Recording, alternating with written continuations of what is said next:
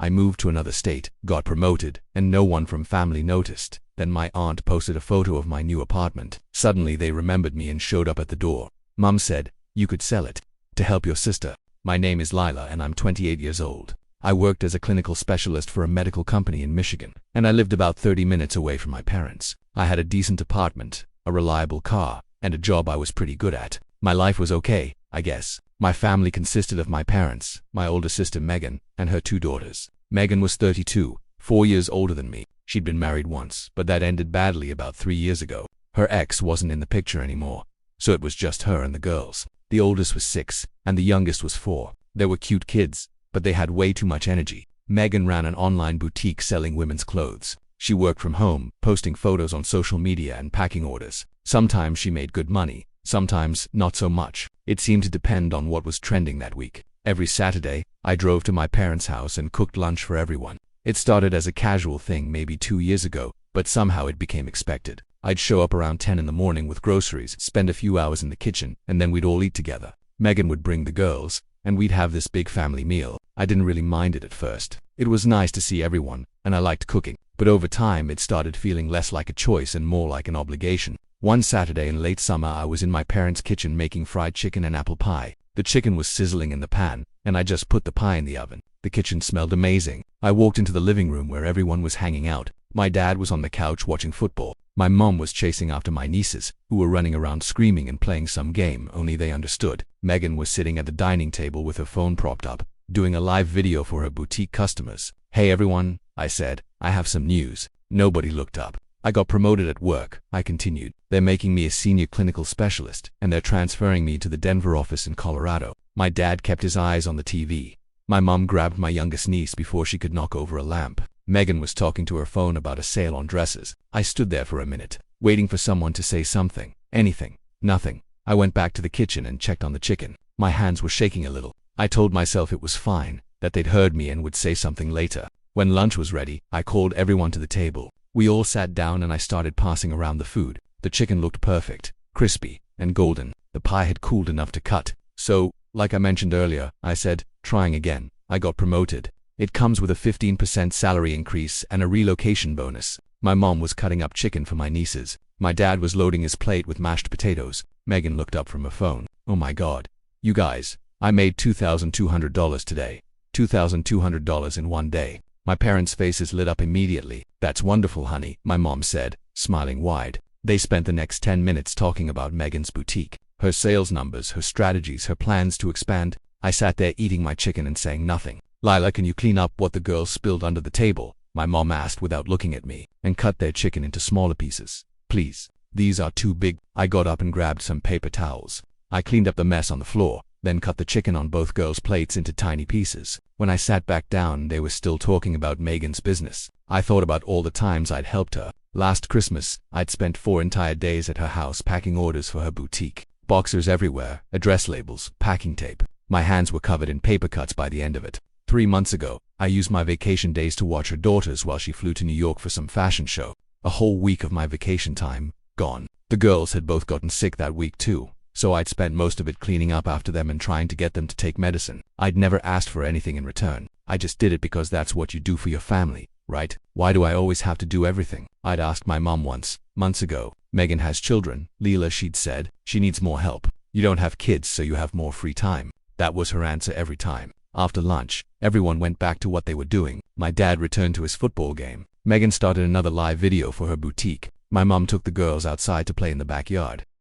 I cleaned up the kitchen by myself, washing dishes and putting away leftovers. Nobody offered to help. When I was done, I said goodbye to everyone. My mom gave me a distracted hug. My dad waved from the couch. Megan was too focused on her phone to notice me leaving. I drove home feeling hollow inside. When I got to my apartment, I sat on my couch for a while, just staring at nothing. Then I picked up my phone and opened the family group chat. It was called The Squad, even though that name made me cringe. I typed out a message, just wanted to let everyone know officially that I'll be moving to Denver on the 15th.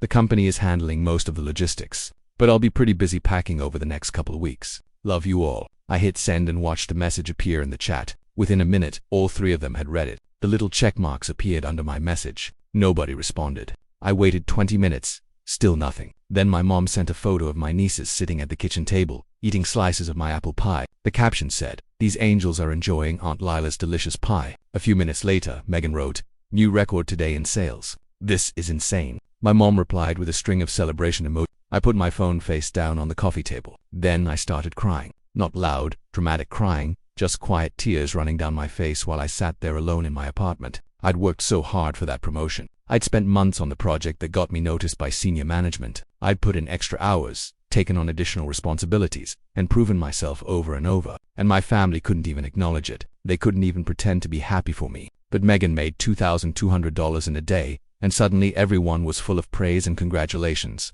I cried for a while, then washed my face and started looking at apartments in Denver online. I had 2 weeks to find a place and pack up my entire life. At least in Colorado, I'd be far away from Saturday lunches and ignored accomplishments and constantly being asked to babysit or pack boxes or cut up chicken for children that weren't even mine. The next 2 weeks were a blur of packing boxes and coordinating with the moving company. I gave notice to my landlord, updated my address with the bank and my employer, and slowly watched my apartment get emptied into cardboard boxes. On the morning of the 15th, the moving truck arrived right on schedule. 2 guys showed up and started loading my furniture. I was carrying a box out to my car when my phone rang. It was my mom. "Lila, I need you to come over on Saturday," she said. "No hello, no how are you, just straight to the demand. I need you to watch the girls. Megan has an important meeting with a supplier, and I have a doctor's appointment that day." I looked at the moving truck parked in front of my building, at the men loading my couch into the back of it. "Mom, I'm leaving for Colorado. Right now, actually. I told you about this 2 weeks ago." I sent a message in the family chat. She didn't say anything for a few seconds. Then, "I have to go. We'll talk later." She hung up.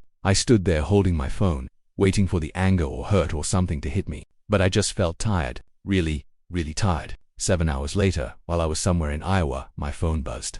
A text from my mom. "What do you mean you're leaving for Colorado?" I didn't respond. I just kept driving. I arrived in Denver late that night and checked into a hotel. The next day, I looked at temporary apartments and found a small furnished place I could rent month to month while I searched for something permanent. It wasn't fancy, but it was clean and close to my new office. My first week at the new job was intense. New colleagues, new systems, new everything. But I liked it. People here didn't know me as the helper or the babysitter. They just knew me as Lila, the new senior clinical specialist. 3 weeks went by. I'd settled into my temporary apartment and was getting comfortable with my new routine. I'd even found a coffee shop I liked near my office. Then my mom posted in the family chat, "Family party for Aunt Karen's 60th birthday on Saturday. Lila, come early to help set up, probably around 1 p.m.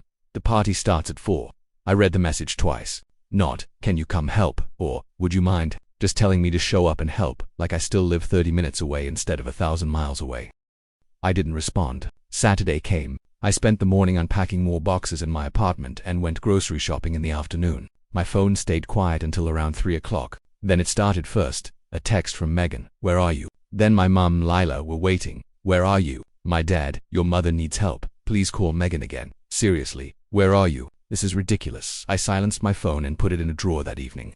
I took it out and saw 15 more messages. Most of them were asking where I was. The last one, from my mom, said, "You are so selfish. You let the whole family down today. Aunt Karen was asking about you and we didn't know what to tell her." I stared at that message for a long time. Then I called my mom. She answered on the first ring. "Where have you been? Do you know how embarrassing it was to—" "Mom, I moved to another state a month ago. I told you I was moving to Denver." I sent a message in the family chat. "You read it?" Silence. "Well, I don't remember seeing that," she said. "This is the first I'm hearing about it." I almost laughed. "You read the message, Mom?" "I saw the check mark." "Well, fine. But do you have any idea how inconvenient this is? We're really struggling without you here. Your father's back has been bothering him, so I've been doing everything around the house. And Megan needs help with the girls all the time. It's just so much harder now." I waited for her to ask how I was doing, how the move went, how I liked my new job, how I was settling in. She didn't. "Actually, speaking of Megan," my mom continued, "she's trying to expand the boutique. She found this great opportunity to partner with a manufacturer, but she needs some capital to make it work. I was thinking you could help her out. Maybe 5 or 10,000. You just got that promotion and the relocation bonus, so you should have the money."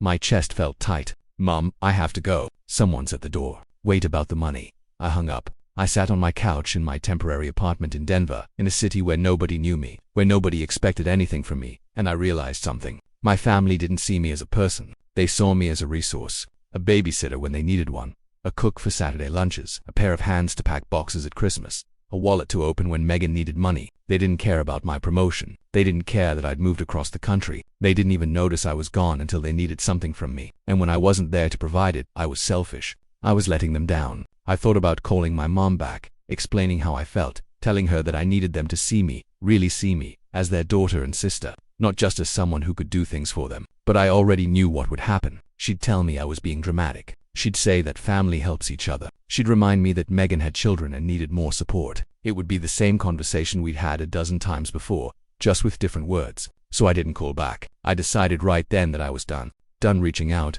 done explaining, done hoping they'd suddenly realize what they'd been doing all these years. 2 years passed. At that time, I didn't call my family. I didn't text them. I didn't visit for Thanksgiving or Christmas or anyone's birthday. I sent no cards, no gifts, nothing. And they didn't reach out either, not once. My life in Denver was completely different. I threw myself into work and got promoted twice in those 2 years. First to lead clinical specialist, then to regional manager. My salary nearly doubled from what I'd been making in Michigan. A year after moving, I bought my own apartment in Cherry Creek, a nice neighborhood with tree-lined streets and good restaurants. It had 2 bedrooms, a balcony with a mountain view, and a kitchen I actually enjoyed cooking in. It was mine, completely mine. I also got a dog, a poodle I named Max.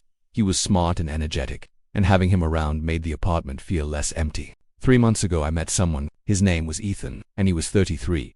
He owned a startup that made rehabilitation equipment for physical therapy clinics. We met at a dog park. He had a beagle named Charlie, and Max, and Charlie got along immediately. Ethan and I started talking, and he asked me out for coffee. That turned into dinner, then another dinner. Before I knew it, we were dating. One Saturday afternoon, my Aunt Madison came to visit. She was my mom's younger sister, and she'd always been different from the rest of the family. We'd stayed in touch over the past 2 years through occasional texts and phone calls. She was the only one who'd actually asked how I was doing after I moved. Madison walked into my apartment and looked around with wide eyes. "Lila, this place is gorgeous. You've really done well for yourself." We spent the afternoon catching up. She told me about her kids, her job, her life. I told her about work, about Max, about Ethan. Before she left, she asked if she could take a photo of my living room. "It's just so beautiful," she said. "I want to remember it." I said sure, not thinking much about it. She posted it on social media that evening. I saw it later when she tagged me. The caption said, "Visiting my niece Lila in her beautiful Denver home. She has her own place, a wonderful boyfriend, and a truly admirable life. So proud of her." I smiled when I read it. It felt nice to have someone in my family actually acknowledge what I'd accomplished. But then the comments started rolling in. Relatives I barely knew were asking questions. "What neighborhood is that? How much do apartments cost there? Is Denver expensive?" Then I saw my mom's comment. "So happy to see our Leela doing so well. We're so proud of everything she's achieved." Our Leela, like she'd been involved, like she'd been part of my life these past 2 years. I closed the app and put my phone down. That evening, Madison sent me a screenshot. It was from the family chat, the one I'd left 2 years ago. Megan had written, "Did you see Madison's post? Lila's place looks expensive, and she has a boyfriend who owns a business. We should find out what her financial situation is like. She might be able to help us now." My mom had replied, "Good idea, I'll reach out to her."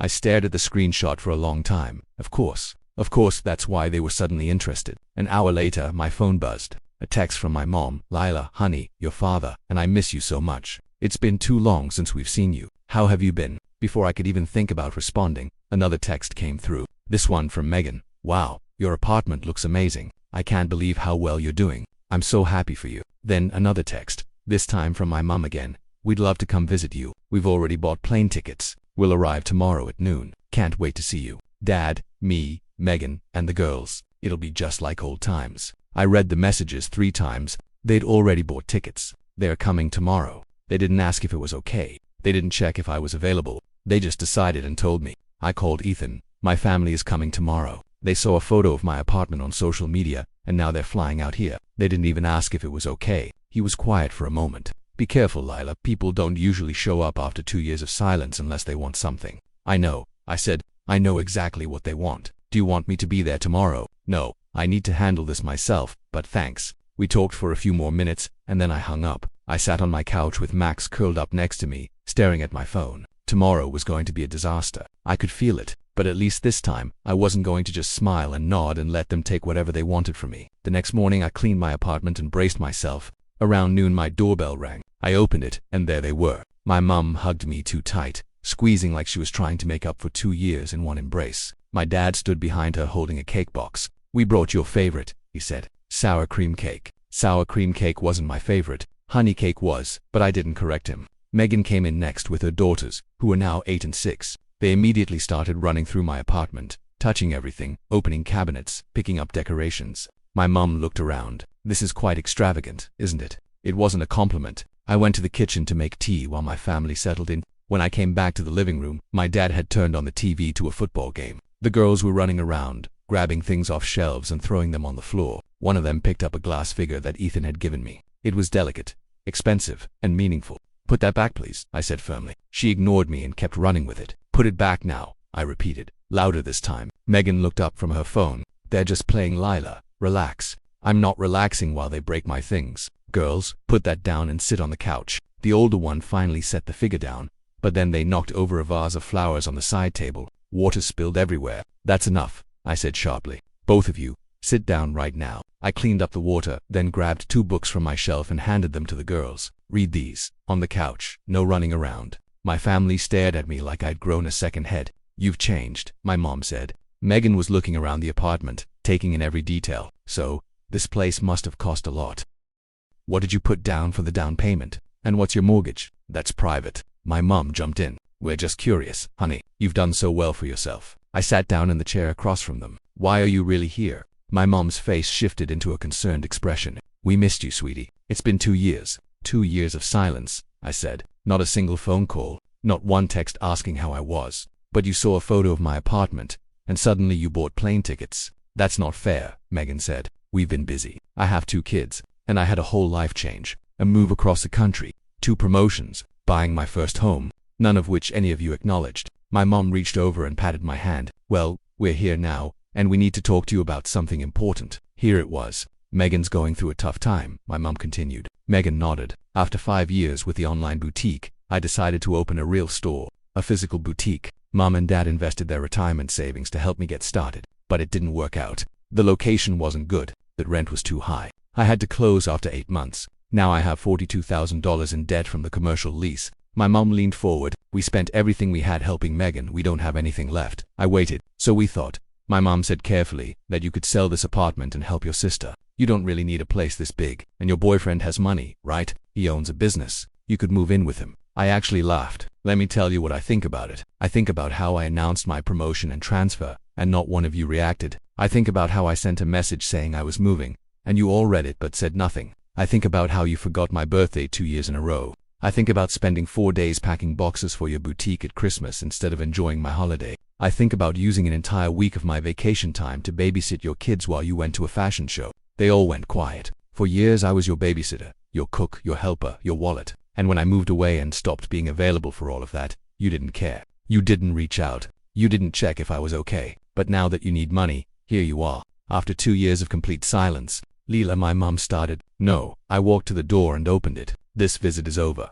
You need to leave." "We flew all the way here," my dad said. "That's not my problem. I didn't invite you. You decided to come without asking me. Now I'm asking you to leave." My mom started crying. "You're choosing money over family." "No, I'm choosing myself over people who only see me as an ATM." Megan stood up. "We're sisters, Lila, then act like it. Act like you care about me as a person, not just what I can do for you." "We wouldn't have asked if we weren't desperate," my dad said. "That's the problem. The only time you talk to me is when you're desperate. Not when I got promoted. Not when I moved. Not on my birthday. Only when you need something." They gathered their things in awkward silence. The girls picked up the books I'd given them, and Megan took them from their hands. At the door, Megan turned back. "I didn't think you'd become so cold." "I'm not cold. I'm just done being used. There's a difference." I closed the door behind them. That evening I found out they'd flown back to Michigan. Over the next few days my phone was flooded with messages. My mom begged. My dad tried to apologize in his awkward way. Megan alternated between apologies and accusations. 2 weeks later, Megan sent a long email detailing what would happen without my help.